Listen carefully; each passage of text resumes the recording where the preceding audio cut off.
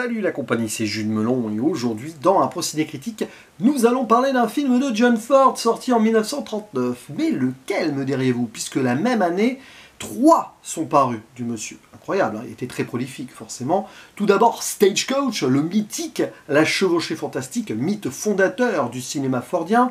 Ensuite le très intéressant Vers sa destinée, Young Mr. Lincoln, où nous avions déjà Henry Fonda à l'affiche, que l'on retrouve ici donc dans Sur la piste des Mohawks, ou en version originale Drums Along the Mohawk. Petite inexactitude dans le titre français si on veut chipoter, mais quand même il le faut, puisque les Mohawks c'est l'un des peuples natifs américains que nous retrouvions dans ce coin-là, la vallée, la rivière Mohawk. Mais on ne les voit pas dans le film. Il y a 2 autres tribus qui nous sont présentées et représentées de façon loin d'être irréprochable. Et oui, John Ford et ce qu'on appelait communément à l'époque les Indiens, c'est une histoire particulière, difficile, même s'il y aura une belle évolution au fil de sa carrière. Bah là, on est en 1939, hein, je reviendrai sur ce point. Au casting, aux côtés de Henry Fonda, nous avons la très connue à l'époque, peut-être qu'elle l'était encore plus que Henry Fonda d'ailleurs, Claudette Colbert, franco-américaine, mais très américaine quand même, qui avait joué dans New York, Miami, ou alors Cléopâtre. Citons aussi la présence de Edna May Oliver et d'autres actrices-acteurs qu'on a vu beaucoup chez John Ford avant et après, évidemment John Carradine ou encore Ward Bond, je crois qu'il y a aussi l'un des frangins, Francis, bon, on est en terrain inconnu. Et c'est ça aussi le cinéma de John Ford, il avait sa propre communauté autour de lui pour faire des films, et il présentait souvent des communautés en construction ou qui essayaient de créer quelque chose. On est en plein dedans ici, puisque Sur la piste des Mohawks nous présente la fondation de l'Amérique. Ça se passe en 1976. Mais attention, on ne va pas suivre la guerre d'indépendance, George Washington et tout. Non, on va se mettre du point de vue d'abord d'un jeune couple qui se marie et qui va tenter sa chance en termes de pionnier dans la vallée Mohawk, donc quelques kilomètres, pas trop loin, mais quand même, de leur endroit d'origine, si vous voulez. Enfin, surtout de celui de l'épouse. Et ils vont y créer leur propre vie à eux.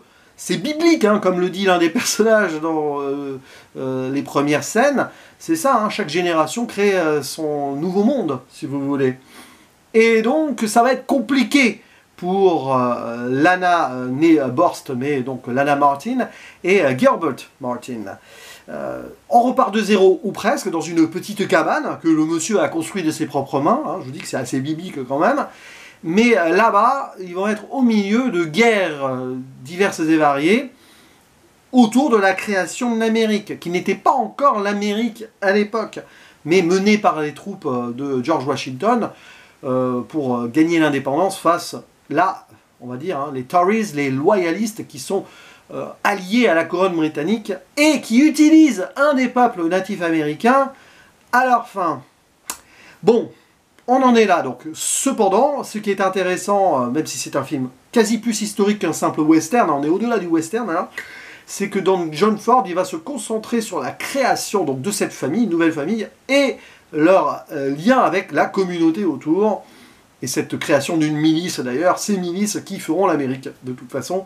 On est en plein dedans. Donc c'était un film très important pour John Ford, mais avec des poncifs de l'époque. Déjà 1939, c'est sorti donc la même année que ces 2 autres films, certes, mais surtout Autant en emporte le vent. C'est d'ailleurs le premier film en couleur de John Ford, et on a des relents d'Autant en emporte le vent, même si ça ne se passe pas à la même époque. On a une autre forme d'histoire de l'Amérique, là. C'est-à-dire que vous avez certaines scènes où c'est un petit peu ça pour le personnage de Lana qui attend éploré ou qui a très peur pour son mari, qui va s'engager de toute façon, et elle est là et elle souffre. Et avec des clichés qui vont avec.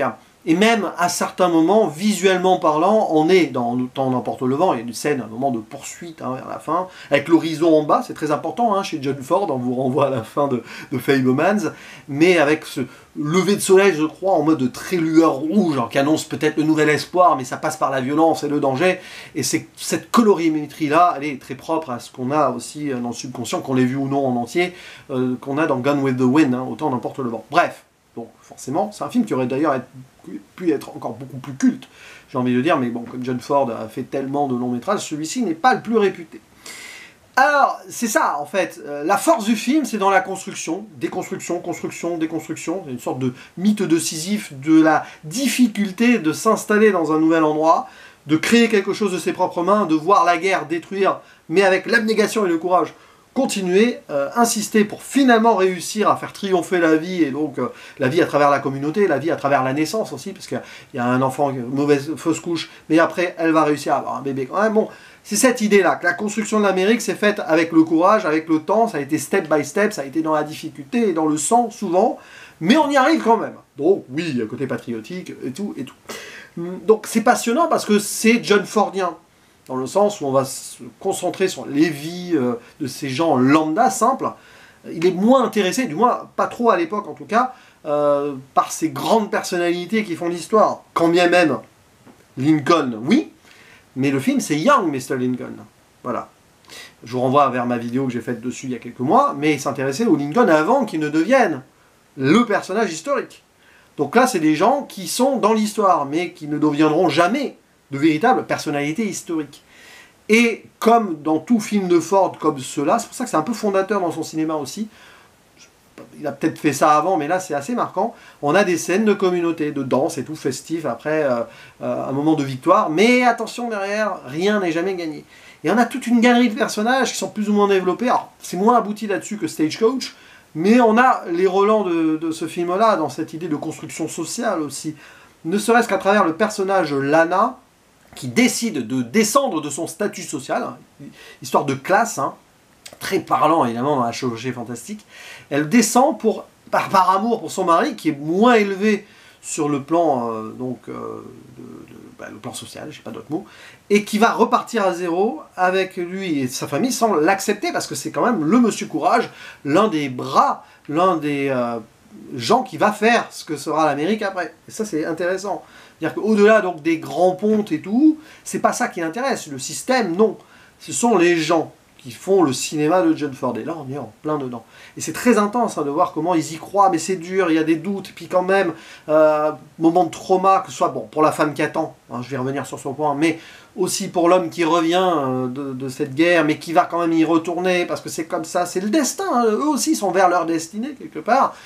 C'est touchant, parce que si on s'intéresse vraiment à ces personnes, au-delà donc de toute idéologie politico-révisionniste ou autre, hein, eh bien oui, ce sont des personnes qui ont probablement existé sous d'autres noms, et qui ont essayé de survivre comme cela, et qui ont fait des choses. Et finalement, c'est ça qui rend le cinéma de John Ford ambigu, c'est qu'on peut le taxer donc de patriotisme peut-être, et encore, bon, ça se discute, hein, vraiment, mais peut-être sur ce film un peu, mais aussi de regard très limité sur certaines choses, notamment les natifs américains, d'accord, mais il a dans l'intensité quelque chose qui fait que ce film reste très bon, et il est bien mis en scène en plus, un peu dans le côté spectaculaire par moment, mais dans une violence nécessaire pour créer quelque chose, hein. C'est un peu la victoire par Pyrrhus par moment, il faut que tout soit rasé pour que derrière on reparte et on rebaptise de nos propres mains l'image de cette cabane hein, qui accueille le foyer que l'on voit d'ailleurs.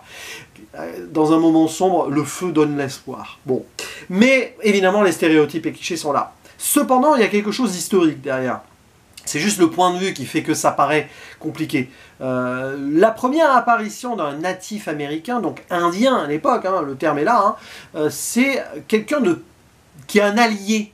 Un positif qui est vraiment joué d'ailleurs par un chef indien, ce qui était très rare au cinéma américain à l'époque. Il me semble en tout cas, hein, j'ai vu passer ça, si je me trompe, corrigez-moi en commentaire. C'est le personnage, alors en version originale, parce qu'en VF je sais plus ce que c'est, bec d'aigle je crois, mais en version originale c'est Blueback, qui est un Oneida. Un Oneida, c'est l'un des peuples en fait, hein, c'est un peu compliqué.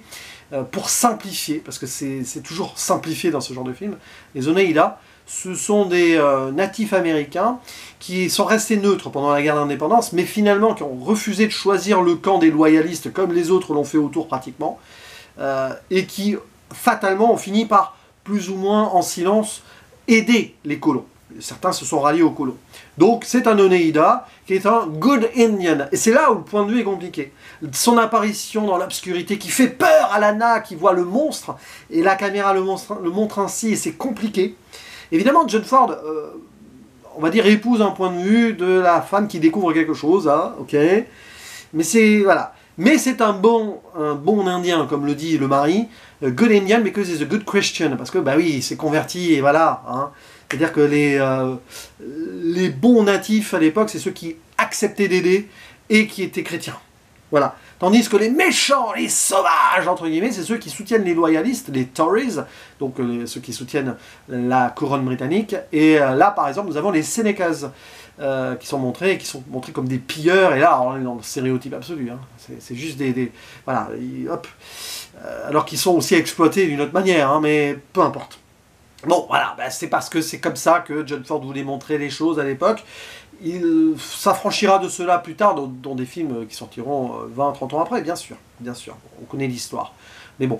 Et évidemment, la représentation de la femme, et là, oui, c'est un peu sexiste, parce que par définition, il s'intéresse surtout bon, à la communauté, certes, mais à la création du héros américain à travers le personnage simple de Guillaume Martin, le héros anonyme, un peu marginal, mais pas trop, parce qu'il est quand même très dans la société. Le héros anonyme, si vous voulez. Et Lana, elle est là, elle pleure, la femme est pleurée, qui attend, qui a peur, elle est presque hystérique même, quand elle voit le natif américain. Ah, c'est compliqué ça. Ça, voilà, c'est questionnable. Mais dans un point de vue global et tout, c'est comme ça. Le film n'en est pas moins bon, mais évidemment, on a quelques réserves quand on le voit avec le recul, et sachant aussi comment ces faits-là étaient traités dans le cinéma américain à l'époque. Mais bon, c'est toujours intéressant de revenir dessus et de réfléchir sur cela. Et après, derrière, bah, ça se développe, hein, évidemment. Quelques boucles, le personnage quand même de la veuve là, qui va les embaucher parce qu'ils doivent vraiment repartir de zéro, y compris socialement, est intéressant. C'est un peu comique par moment, mais femme forte, voilà. Mrs. McKenna, qui va avoir son destin elle aussi, et donc des petits trucs derrière, hein, le côté milice, militaire, ça va sauver un petit peu les gens et l'Amérique, qui va pouvoir se construire ainsi. Et avec une finalité qui est presque ironique, mais en fait c'est là aussi historique, mais comme quoi l'histoire est ironique aussi, c'est que, bon, on a la création de l'Amérique, il n'y a pas de spoiler là-dessus, le drapeau qui est présenté tel qu'il était à l'époque, avec les 13 étoiles de la colonie et 13 rayures, ok d'accord, et l'hymne américain qui fut le premier, qui est sur le même air, la même mélodie que God Save the Queen, mais qui était un chant patriotique américain aussi, c'est ça qui est ironique, il se libère des Anglais mais il garde la même mélodie, pour devenir donc, voilà, c'est le My Country 'Tis of Thee, ou en America aussi, on peut le citer comme ça, qui a été avant donc l'hymne américain que l'on connaît aujourd'hui, la première chanson officielle. Et donc oui, à cet édifice-là, on érige le drapeau, la communauté elle est là, et c'est l'une des nombreuses communautés qui vont faire l'Amérique. Voilà, tout simplement. Donc c'est très intéressant hein, à voir ou à revoir sur la piste des Mohawks, quels que soient les moments difficiles dans la représentation de certaines choses, que ce soit donc sur le plan féminin et aussi donc natif américain. Mais dans ces stéréotypes-là, l'Amérique s'est construite aussi. C'est ça qui est un petit peu le paradoxe et l'ambiguïté, c'est que c'est comme ça, hein, par la violence et par certaines haines, que ça s'est fait.